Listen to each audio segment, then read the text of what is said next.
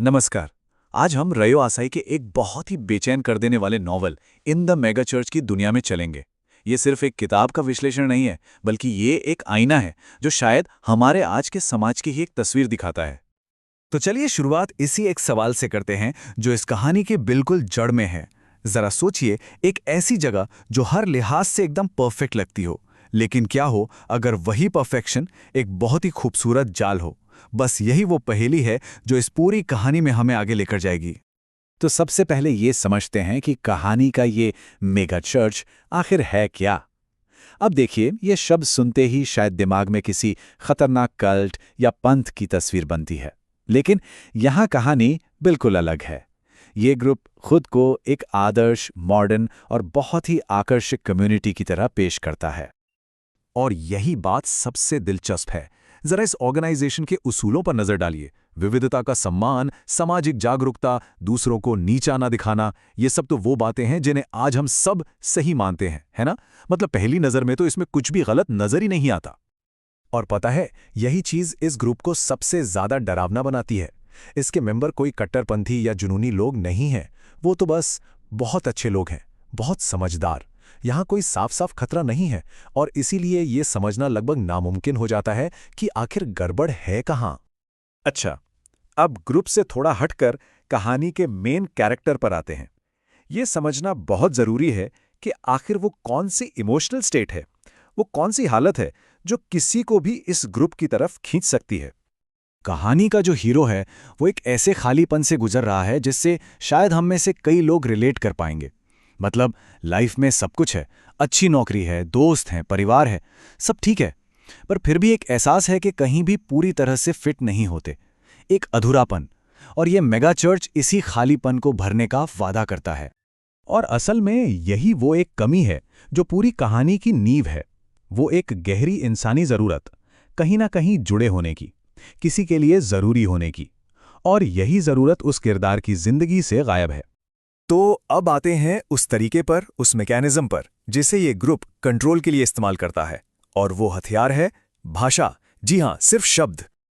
ये स्लाइड इस चीज को बहुत खूबसूरती से दिखाती है कि कैसे नर्म और पॉजिटिव लगने वाले शब्दों को दिमागी और इमोशनल कंट्रोल के औजारों में बदला जा सकता है। एक तरफ शब्द हैं जो हिम्मत बंधाते हैं, और दूसरी तरफ उन्हीं शब्दों को तोड़ मरोड़ कर एक खास सोच थोपने के लिए इस्तेमाल किया जा रहा है। और बस यही है इस ग्रुप में शामिल होने का अनकहा सौदा। अगर अपनापन और सुकून चाहिए तो उसकी कीमत है इनके नजरिए को, इनकी बातों को ही एकमात्र सच मान लेना। तो सवाल ये उठता है कि ये ग्रुप किसी को बदलता कैसे है? ये काम जोर जबरदस्ती से तो बिल्कुल नहीं होता। ये होता है तारीफों से, अपनापन दिखाकर और हल्के फुल्के सामाजिक दबाव से। लेखक यहां ब्रेन वॉशिंग जैसा शब्द इस्तेमाल नहीं करता। वो एक ज्यादा चालाक और खतरनाक शब्द का इस्तेमाल करता है, अनुकूलन या ऑप्टिमाइजेशन। ये एक ऐसा प्रोसेस है जहां किसी की सोच को धीरे धीरे ग्रुप की जरूरतों के हिसाब से ढाल दिया जाता है, और इसे पर्सनल ग्रोथ का नाम दे दिया जाता है। चलिए देखते हैं कि ये पूरा खेल काम कैसे करता है। पहला स्टेप, किसी को ग्रुप में एक जिम्मेदारी दी जाती है, उसकी तारीफ की जाती है, उसे महसूस कराया जाता है कि वो बहुत इंपॉर्टेंट है। लेकिन जैसे ही वो कोई सवाल उठाता है तो उसके सवाल को ही उसकी पर्सनल प्रॉब्लम बता दिया जाता है, और फिर उसे धीरे धीरे ग्रुप के अपनेपन से अकेला कर दिया जाता है, जब तक कि वो वापस उनकी हाँ में हाँ ना मिलाने लगे। इस नॉवल का जो क्लाइमैक्स है वो कोई मारधाड़ या कोई जुर्म नहीं है। वो एक ऐसा पल है जहां हीरो को ग्रुप की सच्चाई और एक बाहरी इंसान के बीच में से किसी एक को चुनना है। और ये एक ऐसा चुनाव है जिसे समाज की नज़र में कोई गलत नहीं कहेगा। और जब वो किरदार ये चुनाव कर लेता है तो उसके मन में आखिरी ख्याल यही आता है, मैं गलत नहीं हूं। इसी एक पल में वो पूरी तरह से बच जाता है, लेकिन अपनी आजाद सोच को हमेशा के लिए खो देता है। और अब हम आते हैं इस विश्लेषण के सबसे जरूरी, सबसे अहम हिस्से पर। यह नॉवल सिर्फ एक काल्पनिक ग्रुप की कहानी नहीं है, ये कहानी हम सबके बारे में है। जैसा कि यहां साफ लिखा है, ये सिर्फ एक कहानी नहीं है, ये हमारी ही दुनिया का, हमारे समाज का एक अक्स है। असल दुनिया में इन मेगा चर्च के उदाहरणों को देखिए। सोशल मीडिया की वो भीड़ जो किसी एक विचार को सही मानकर बाकियों पर टूट पड़ती है।